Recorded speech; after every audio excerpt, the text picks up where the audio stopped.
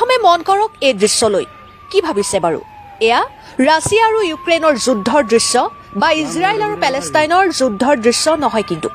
প্ৰথম অৱস্থাত আপুনি এয়াই হয়তো ভাবিব কিন্তু এই দৃশ্য বৰপেটাৰ ভাতকুছিত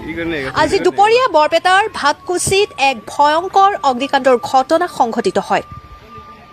পথ কাৰ্পেটিঙৰ পিচ বনাই থকা মেচিনত সংঘটিত হয় এই ভয়ংকৰ অগ্নিকাণ্ডৰ ঘটনা এই অগ্নিকাণ্ড ইমানেই ভয়ংকৰ আছিল যে জুইৰ কলা ধোঁৱাই সমগ্ৰ অঞ্চল চানি ধৰে অগ্নিকাণ্ডৰ সূত্ৰপাত এতিয়াও জানিব পৰা হোৱা নাই অৱশ্যে তিনিখনকৈ অগ্নি নিৰ্বাপক বাহনে জুই নুমুৱাবলৈ সক্ষম হয় এই দৃশ্য